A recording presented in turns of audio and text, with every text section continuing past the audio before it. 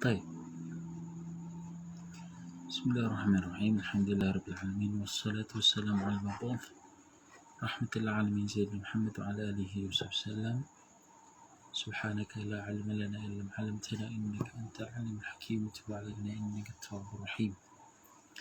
So insyaallah, seperti yang kita telah war-warkan tadi, malam ini saya memilih untuk berbicara lah, ataupun recap, ataupun sebagai ulang kaji untuk saya, dan mungkin maklumat baru bagi sahabat-sahabat semua.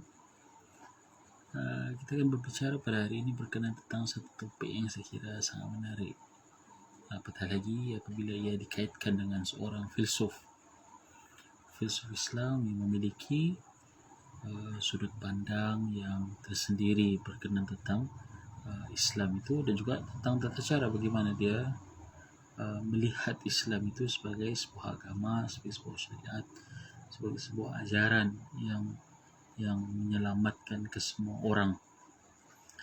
Dan berbeza ya sudut pandang seorang orang yang biasa, orang yang terpelajar yang biasa dengan filsuf ini. Kerana di antara kegilaan lah, saya boleh katakan, di antara kegilaan filsuf ialah dia mau mencari dan juga menelaah sesuatu maklumat itu sampai ke bahagiannya yang terdalam. Misalnya kita nampak segala benda apa yang berlaku di sekeliling kita ini berlaku secara rawa. Kita nampak begitu. Tetapi menurut seorang filsuf, tidak. Dia kata semua ini mesti ada patternnya, mesti ada susunan aturnya, mesti ada perkara yang govern ataupun undang-undang yang mengatur seluruh benda yang kita lihat ataupun yang kita nampak sebagai rawa ini. So dari situ saya mengandaikan, bahkan saya menyimpulkan bahwa Ibn Rushd apabila dia melihat syariat ini sebuah agama Islam lah, sebuah agama yang penuh, yang komplit, dan yang memiliki visi yang besar ya, untuk menyelamatkan manusia, untuk menyelamatkan kemanusiaan, untuk memberikan manusia jalan hidupnya, untuk memberikan manusia panduan yang sepatutnya bagaimana ia harus bertindak sebagai manusia yang penuh. Dan tidak hanya terhad kepada benda-benda yang luaran yang kita nampak. Ya, kita sebagai orang yang bukan filsuf lah ya, saya namakan diri saya sendiri. Kita hanya melihat misalnya bacaan Al-Quran itu, ini semata-mata kita dapat pahala. That's it. Ataupun kita laksanakan solat 5 waktu di jemaah, ataupun misalnya kita melakukan hukum bernikah sebagai contoh, menurut hukum hakam syarak, itu memadai, dan itu sudah cukup untuk menjadikan kita sebagai muslim.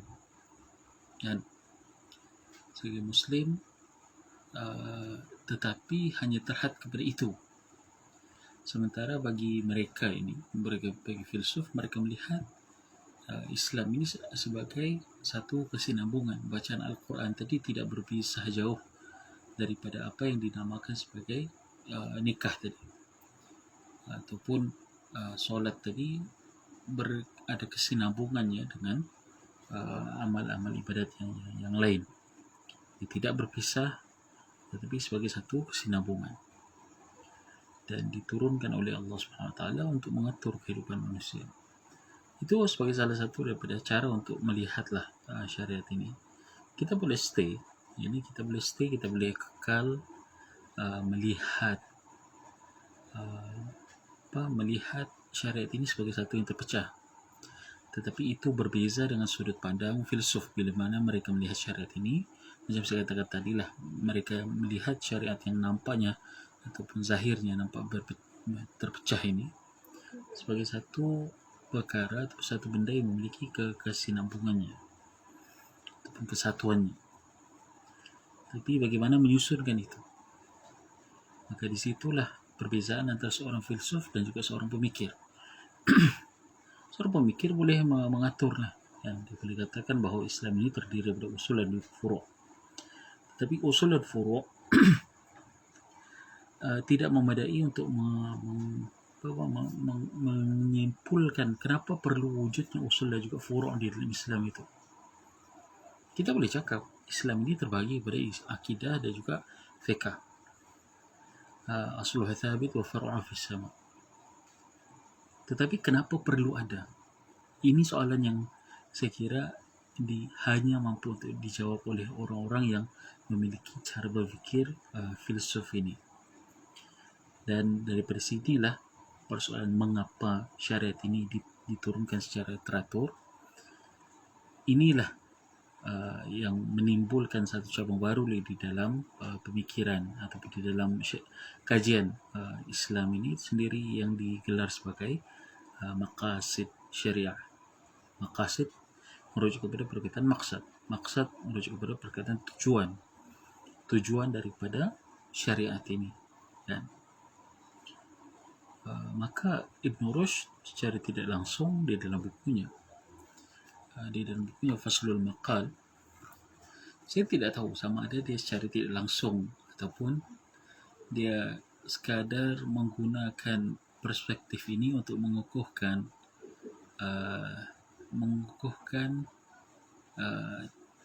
susunan falsafah Islam menurutnya itu. Tetapi kita boleh sebagai permulaan kita boleh andaikanlah demikian, bahawa dia menyusun ataupun membahaskan maqasid syariat dengan tujuan untuk mengukuhkan projeknya untuk penyatuan antara syariat dan juga falsafah itu. Tapi sebelum itu, kerana itu perbahasannya lebih mendalam, dan beliau kalau kita tengok menuliskan dengan ringkas tetapi memadai. Saya kira dia kata Islam ini tujuan asal daripada penurunan ataupun pengajaran Islam ini ada dua tujuan asal.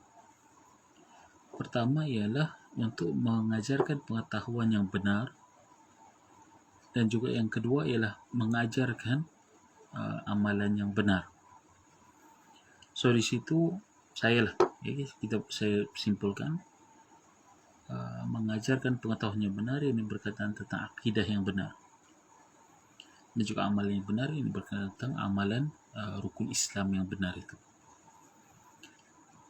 So di dalam fasal maqal itu digunakan pembahagian ilmu menurut jenis-jenis ilmu itu menurut falsafah pula. Karena menurut falsafah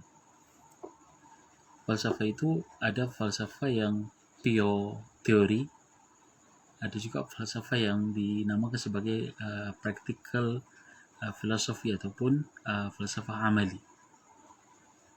Maka kalau kita ini susun pure philosophy itu, selarilah dengan perkara yang berkenaan tentang rukun iman dan juga segala cabang-cabangnya. Sementara practical philosophy selarilah dengan syariat, selarilah dengan tasawuf, dengan zuhdiat dan seumpama itu. Practical philosophy. Untuk membuktikan, saya kira, untuk membuktikan wujudnya keselarian antara syariat dan juga falsafah, seperti mana yang kita pelajari lah, ataupun yang Ibn Rushd pelajari daripada warisi daripada falsafah Yunani. Jadi tidak ada kontradiksi antara syariat dan juga falsafah itu. Maka sebab itu dia kata, saya bacakan teksnya. Wa yanbaghi an ta'lam, hendaklah engkau mengetahui, anna maqsud asy-syar' innama huwa ta'lim al-'ilm al-haqq wal 'amal al-haqq. Hendaklah engkau ketahui bahawa tujuan ini di sini part maqasidnya, tujuan asal daripada syariat itu diturunkan, diajarkan kepada manusia ialah untuk mengajarkan untuk mengajarkan ilmu yang hakiki, yang benar, dan juga amalan yang benar, which is itulah falsafah yang bersifat nazari, teori, dan juga falsafah yang bersifat amali ataupun practical philosophy. Katanya dia mendefinisikan Ini kebaikan lah apa yang kita dapati pada karya Ibn Rushd ini. Dia tidak biar kita tergantung. Jadi di situ kita nampak dia kata wal ilmu al-haq huwa ma'rifatullah tabaraka ta'ala wa sa'ir al-mawjudat ala ma hiya alayh wa bi khassah al-sharifah minha wa ma'rifatu as-sa'adah al-ukhrawiyah wa syaqa al-ukhrawi. Katanya ilmu yang hakiki itu ialah kita mengetahui Allah Subhanahu wa taala dan juga kita mengetahui segala sesuatu yang wujud di dunia ini, termasuklah yang khususnya asy-syarifah minha, makhluk-makhluk ataupun benda-benda yang wujud yang mulia daripada segala benda yang wujud ini. Begitu juga kita mengenali as-sa'adah ukhrawi wa asy-syaqa al-ukhrawi. Kita mengenali wujudnya kebahagiaan yang di akhirat dan juga kecelakaan di akhirat itu. Ataupun dalam bahasa simpelnya kita beriman dengan wujudnya syurga dan juga neraka selepas kematian kita. Ini menurut beliau bahagian daripada al-ilmul haq, tujuan daripada penurunan syariat. The first half lah. The second half dia kata wal amalul haq, syariat mengajarkan manusia untuk amalul haq, untuk melakukan ataupun beramal dengan perkara yang benar.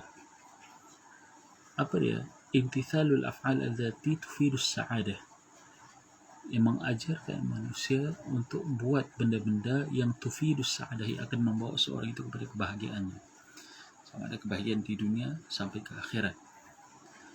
Kemudian satu. Kemudian sesi yang keduanya wa tajannub al-af'al allati tufidus syaqa, dan juga mengajarkan manusia untuk menjauhi segala perbuatan yang akan membawa ataupun menjadikan seorang itu celaka di hari akhirat kelak. Katanya wal ma'rifah bihadhihi al-af'al hiya allati tusamma al-ilm al-amali, dan pengetahuan berkenaan tentang perbuatan inilah yang dinamakan sebagai al-ilmu al-amali, ilmu amali ataupun praktikal tadi itulah ya, practical philosophy. Ada wahadhihi tanqasimu, dia kata pengetahuan berkenaan tentang amalan-amalan yang akan mengajarkan kita, yang akan memberikan faedah sa'adah kepada kita, kebahagiaan kepada kita, dan juga akan mengajarkan kita agar menjauhi benda-benda yang merosakkan diri kita, yang akan menjadi kita celaka. Itu bagi pada dua pengetahuan ini. Pertama, al-af'al zahirah bi badaniyah, af'al zahirah badaniyah, ialah berkenaan tentang perbuatan-perbuatan yang zahir, yang bersifat badani, yang dilakukan oleh anggota badan kita ini, yang zahir. Maka ilmu berkenaan tentang af'al zahirah ini, ya, inilah yang dinamakan sebagai musamma al-fiqh, dinamakan sebagai fiqh. Jadi ada ilmu fiqh dan juga ada yang dinamakan sebagai pengamalan fiqh itu. Maka af'al zahirah, pengetahuan berkenaan tentangnya dinamakan sebagai pengetahuan ilmu fiqh, dan buat itu sendiri adalah af'al zahirah itu ataupun fiqh itu sendiri. Ilmu fiqh harus dibezakan dengan fiqh. Kita mengamalkan sesuatu itu memang dikategorikan sebagai fiqh sebab dia melibatkan tentang hukum hakam, amalan yang zahir. Tetapi ilmunya tidak jauh dan tidaklah boleh dipisahkan daripada hukum hakam amal af'al zahirah ini. Kemudian katanya yang bahagian yang kedua ialah al-qism ats-tsani af'al nafsaniyah.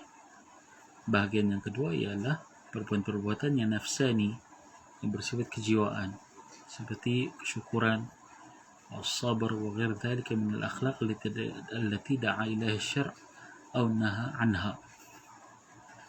Seperti kesyukuran, sabar, dan juga segala macam akhlak yang lain yang dianjurkan ataupun yang diperintahkan oleh syarak. Inilah yang akan memberikan, apabila diperintahkan berarti memberikan kebahagiaan. Au naha anha, ataupun amal akhlak-akhlak yang dilarang kerana ia kalau tidak dilarang ia akan, ataupun kalau ia dibuat, perbuatan yang dilarang itu, akhlak-akhlak yang dilarang itu akan mengakibatkan asyaqa, akan mengakibatkan kecelakaan di dunia atau di akhirat. Maka kata Ibn Rushd, al-ilm bihadhihi huwa alladhi yusamma az-zuhud wa ulum al-akhirah. Ilmu yang jenis ini berkaitan tentang akhlak, berkaitan tentang tasawuf lah, yang dalam bahasa kita ya. Tasawuf, tazkiyatun nafs, inilah yang dinamakan sebagai az-zuhud dan juga ulum al-akhirah, ilmu-ilmu keakhiratan. Jadi kalau kita susun kalau kita susun kenyataannya ini, dia kata syariat itu tujuannya untuk mengajarkan ini, supaya manusia menjadi bahagia dan supaya manusia dapat menjauhi asbab-asbab yang menjadikan mereka celaka di dunia ataupun di akhirat. Maka bagi orang yang melihat secara sekali imbas susunan yang dilakukan oleh Ibn Rushd ini, dia akan dapati bahawa apa yang diajarkan Ibn Rushd tidak lain adalah sama apa yang kita belajar di universiti-universiti kita, di sekolah-sekolah kita. Tauhid, kan aqidah, fiqh dan juga tasawuf. Sama sebiji. Apa yang disentuhnya juga disentuh oleh Ibn Rushd. Tetapi caranya menyusun itu yang menjadikannya istimewa berbeza dari cara kita melihat. Dia kata tujuan syariat diturunkan adalah untuk mengajarkan kita benda-benda yang terperinci ini supaya kita selamat. Supaya kita selamat dan supaya kita terhindar daripada syaqa, terhindar daripada kecelakaan. Kenapa perlu untuk kita menjadi bahagia? Dan kenapa perlu untuk kita menjauhi syaqa itu ataupun kecelakaan itu? Hence, disitulah mula titik kepada asal kepada syariat ini sendiri. Sekiranya, kalau kita terbalikkan soalan itu, sekiranya suatu syariat itu tidak melepaskan kita daripada kecelakaan kita di dunia dan di akhirat, dan juga tidak memberikan kita kebahagiaan yang hakiki di dunia dan di akhirat, maka ia, menurut apa yang kita susun di sini, bukanlah bagian daripada syariat. Maka oleh sebab itu, banyaklah perangkat-perangkat lain yang kalau kita lihat yang kita boleh manfaatkan, dan memang sedia ada anjal yang telah disediakan ataupun dititipkan oleh Allah Subhanahu wa taala dalam Al-Quran ataupun dalam hadis yang mengajarkan kita manfaatkan ini, asalkan kamu boleh adjust tujuan daripada ataupun maqasid daripada syariat ini agar dia sentiasa memandu kamu ke arah kebahagiaan kamu dan juga menjauhkan kamu daripada kecelakaan kamu. Tetapi dari kerana manusia ini ma'ayir ataupun pertimbangan manusia ini tidak sama, dan juga cara manusia menakar antara maslahat dan juga mafsadah itu tidak sama. Dan kalau kita misalnya kita sandarkan kebaikan itu secara mutlaknya kepada pengetahuan dan juga pengalaman manusia, saya kira kita akan terperangkap dengan satu dilema lah. Saya merujuk kepada syariat, syariat merujuk kepada saya pula untuk mentarjih ataupun untuk memilih mana yang lebih bermanfaat untuk kebaikan saya. Hence the dichotomy. Hence, maka daripada sinilah munculnya elemen-elemen lain yang dinamakan sebagai ujian, ibtila. Munculnya unsur-unsur lain dinamakan sebagai pertimbangan manusia, pertimbangan secara kolektif, syura. Allah SWT mustahil meninggalkan kita secara bersendirian dengan segala peralatan syariat yang lengkap ini tanpa mengajarkan kita cara-cara untuk memanfaatkannya dengan cara yang terbaik. Kita boleh berfikir begitu kan? Jadi by that logic, kita 1400 tahun Yang lampau kita telah mampu untuk overcome, telah mampu untuk mendepani segala macam perubahan tren yang berlaku, dan juga kita mampu untuk menyesuaikannya dengan keperluan kita sebagai manusia dan juga dengan keperluan syariat itu, maksud daripada syariat itu sendiri untuk memberikan kebahagiaan kepada manusia dan menjauhkan kecelakaan juga syaqa daripada manusia itu sendiri. Maka sebab itulah kita tengok ijtihad, perbahasan tentang maqasid banyak ditimbulkan, khususnya pada zaman sekarang ini. Karena sukar kalau kita tidak bahaskan perbahasan tentang maqasid, perbahasan tentang fiqh ini dengan ekstensif, maka ada kemungkinan syariat yang kita perjuangkan dan juga Islam yang kita perjuangkan ini tidak lagi relevan untuk memberikan solusinya kepada manusia secara umum. Bila mana tidak relevan, maka layak untuk ditinggalkan dan hanya menjadi sebagai agama yang sejarah, yang tidak hidup bersama dengan kita ataupun yang tidak secara aktif lah ya terlibat dengan keputusan-keputusan yang kita ambil. Maka agama itu akan menjadi agama nilai dan juga agama itu tidak akan itulah dia akan menjadi defunctionalized, dia tidak akan berfungsi lagi. Sementara kita karena kepintaran para ulama-ulama kita memanfaatkan perubahan-perubahan tren asalkan tidak menyimpang ini, asalkan tidak menyimpang daripada teks, asalkan tidak menyimpang daripada kaedah kira umum di dalam syarak, maka dibolehkan perubahan-perubahan itu. Dan kalau kita mau mengambil nada yang lebih positif lah, tapi what if suatu masa misalnya kita pada zaman sekarang ini unsur-unsur ketuhanan sudah tidak menjadi something yang popular, tapi tidak menjadi satu benda yang relevan lagi, ataupun secara terang-terangan dicabar. Maka tujuan daripada pensyariatan itu, di samping daripada memberikan kebahagiaan ini, harus ditebak ataupun harus ditebuk di mendalam. Kenapa manusia perlu bahagia? Kenapa manusia perlu hindari syaqa?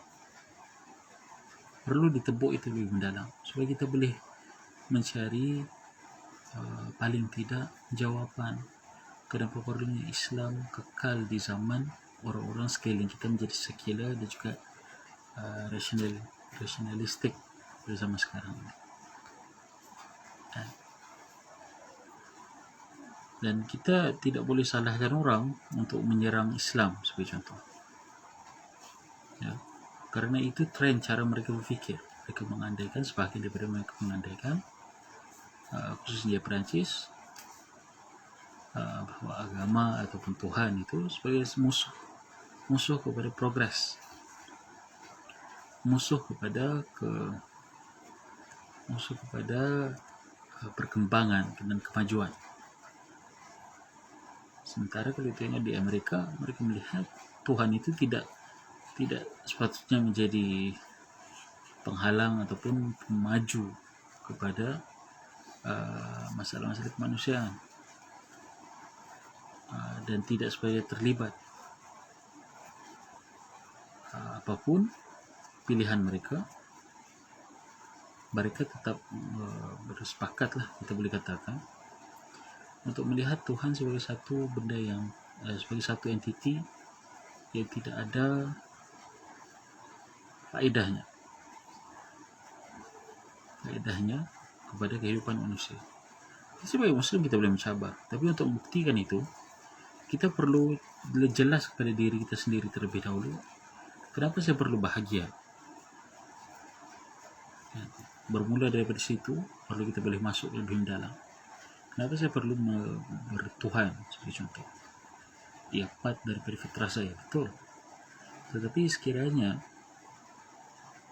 kehidupan saya yang bertuhan ini tidak menyumbang kepada sebarang apapun kemajuan manusia, maka adakah dengan demikian kehidupan saya bertuhan ini sudah tidak relevan untuk kehidupan, untuk memberikan kemajuan kepada kehidupan manusia. Maka yang selalu dijadikan perisai lah oleh orang-orang yang mengkaji tentang hal ini, khususnya daripada kalangan orang-orang yang theis atau orang yang beragama. Mereka mengatakan, Tuhan memberikan kami akhlak, sementara cara berfikir yang rasional, yang sekular, tidak memberikan akhlak, tidak memberikan tidak memberikan tadilah tujuan kenapa saya perlu bahagia dan juga kenapa saya perlu jauhi benda-benda yang akan mencelakakan saya. Maka sekiranya ini tidak diteruskan projek ini, apa yang dikhawatiri ialah satu masa nanti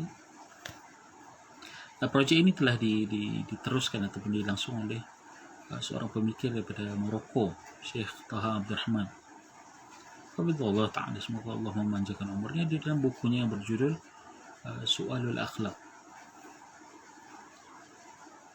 Tetapi betulkah begitu? Adakah benar masyarakat yang sekular, masyarakat yang rasionalistik ini tidak memiliki akhlaknya sampai dia perlu meminjam kepada akhlak orang-orang yang bertuhan sebagai contoh? Dan persoalan ini sekiranya tidak dijawab dengan elok, dengan baik oleh orang-orang yang beragama lah, bukan pula akan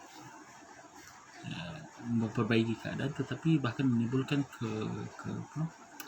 kecurigaan yang lebih mendalam bahkan tentang perlunya atau tidak perlunya agama itu wujud pada zaman sekarang. Kalau pada zaman dahulu, kita boleh katakan agama itu sebagai alat penyatu, sebagai satu benda yang menyatukan kita sebagai manusia, boleh dimanfaatkan oleh politician. Dan hal ini kalau kita luahkan atau menyatakan kepada orang-orang Perancis, dia kata itulah sisi buruk agama yang menjadikan manusia boleh diikat hidungnya dan dibawa ke mana saja oleh pemimpin atas nama Tuhan ataupun atas nama Tuhan ataupun atas nama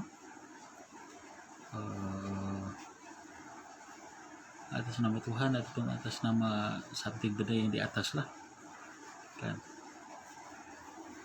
Dan hal inilah yang akan terus menerus kita perlu persoalkan, asal kita tahu bahawa tujuan daripada syariat ini memang untuk memberikan kita cara kebahagiaan. Tapi bagaimana cara kebahagiaan pada zaman sekular, pada zaman yang rasionalistik, pada zaman macam zaman sekarang ini lah. Kita sentiasa mahu Islam ini relevan, tetapi bagaimana caranya untuk membuktikan itu kepada diri kita sendiri. Kalau kita tanya lah, advancement yang kita temukan pada zaman sekarang ini, saya kira rata-ratanya tidak latar belakangkan oleh motif-motif keagamaan. Berbeza dengan kurun yang terdahulu lah, oleh saintis-saintis Islam, mereka mengambil inspirasi agama. Mengambil inspirasi agama Islam lah, untuk meneroka alam, untuk mengemukakan sains yang lebih maju lah. perlukan sains. Kalau kita nyatakan soalan yang sama pada zaman sekarang ini, tidak muncul itu. Orang boleh temukan sains tanpa agama, boleh temukan vaksin tanpa perlu kepada perintah daripada ataupun larangan daripada Allah Subhanahu Wa Taala. Adakah benar sedemikian? Memanglah kita boleh temukan berpuluh-puluh dalil yang menyokong bahawa vaksin itu baik, yang menyokong bahawa sains itu baik, tetapi untuk agama itu sendiri menjadi inspirasi pada penemuan-penemuan yang terbaru, sains yang terbaru. Saya kira itu belum terbukti lagi buat masa sekarang ini. Mungkin pada masa yang dahulu ya, betul. Tapi buat masa sekarang ini, salah satu sebabnya ialah kerana mungkin kita tidak memiliki saintis-saintis yang cukup untuk berada di dalam bidang tersebut dan juga membuat penemukan-penemukan yang terbaru dengan mengambil inspirasi daripada Al-Quran dan juga hadis sebagai contoh. Tapi yang kemungkinan itu akan kekal sebagai kemungkinan. Sains akhirnya akan dilihat sebagai sebuah cabaran yang tidak lagi berpihak sebagai contoh kepada kekekalan Islam, tapi yang that will in the end akan shun ataupun akan menepikan peranan Islam sebagai sebuah agama yang memberikan kebahagiaan, memberikan penanda kebahagiaan itu kepada manusia.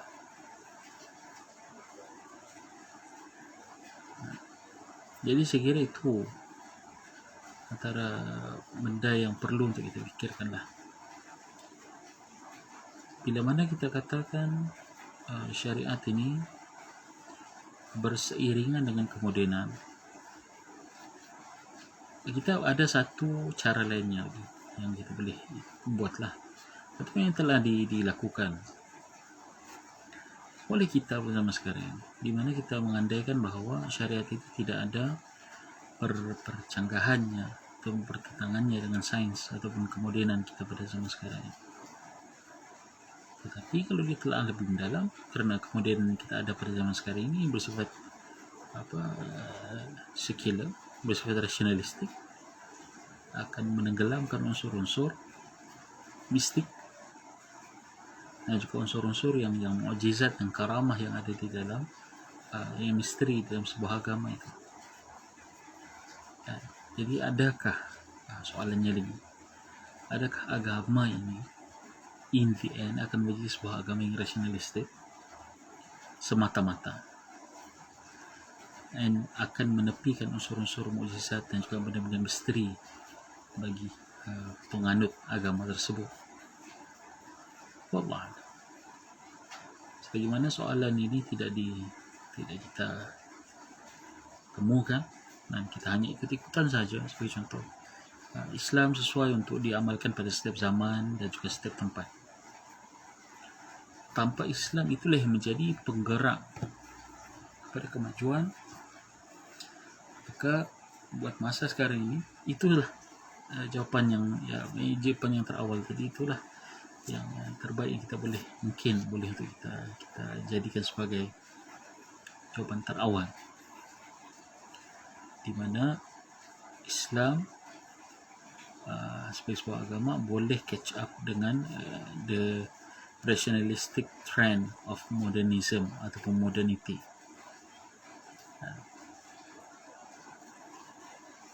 Tapi itu tidak memadai, saya faham itu tidak memadai.